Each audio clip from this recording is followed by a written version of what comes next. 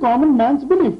Now sometimes it happens that people do not understand that there is a lot of ignorance in medical fraternity also. My friends will share and agree with me. The fact remains that how are we going to educate our community? And second most important part is that one of the major reasons of transmission of hepatitis B in our country is improper sterilization of the injectable equipments or the skin piercing equipments.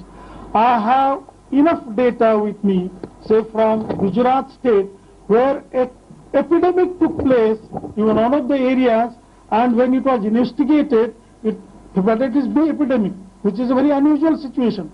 We have seen epidemics of hepatitis A outbreaks and hepatitis E, etc. But hepatitis B in the form of epidemic was detected, investigated in one of the areas of Gujarat state, and when it was investigated, it was pointed out very clearly that it resulted because of there were two brothers who were so-called doctors and who had a practice of the nature, used to go house to house, door to door. You know, we have in our public health and for preventive medicine we say health delivery at the doorstep. Now these guys used to literally convert it into going to each house and deliver the healthcare service in the form of injecting people depending upon their diagnosis. And these guys were responsible for creating the hepatitis B epidemic. Now this is a reality. Now friends, now you can think that how the doctors, now I'm not going to call those guys doctors because they were quacks, but those qualified doctors that we have, how much precautions are we taking?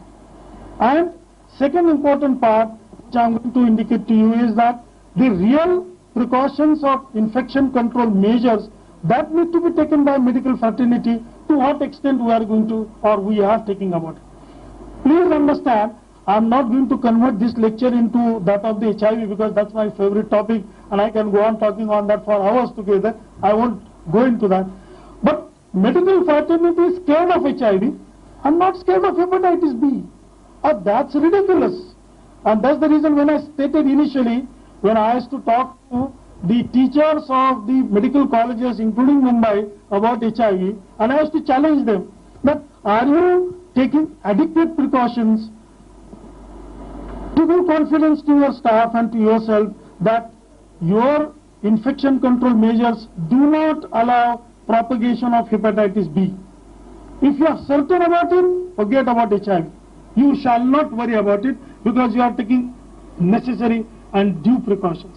But if you are not doing that, and if you are worried only about HIV and not worried about hepatitis B, you are creating a basic mistake, or you are causing a basic mistake, and you are absolutely behaving like an ignorant person. This is the reality. So friends, I feel that in such seminars, when we listen to the experts, and we talk about virology, we talk about epidemiology, we talk about preventive measures, then from these levels, the situation comes, what's my role? And I feel as a doctor, my role will be, if I am a consultant, if I am a practitioner, if I am a teacher, whatever the role that I have a specific role in two ways. One, gain appropriate knowledge, information, and propagate and share with my colleagues, and if you are a teacher, with your students. And three, to do it in your own practice.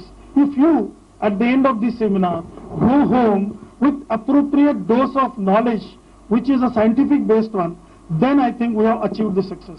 Now coming to the controversial issue of, and which I'm sure our friends here and the Crescent Society, I must compliment them, they have taken a very laudable cause.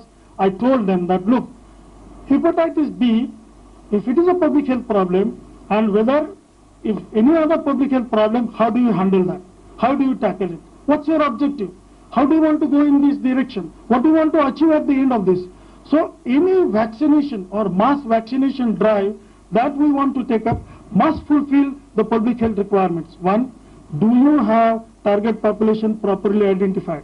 One. Two, after identifying the target population, do you have means to reach this population? Three, once you reach this population, is this population going to be adequately covered so that really protection level goes to the level of at least 85% in the community? That is the herd immunity. Is this what we are likely to achieve? Maybe hepatitis B doesn't fit into that classical definition because this is neither waterborne infection nor airborne infection. However, if we want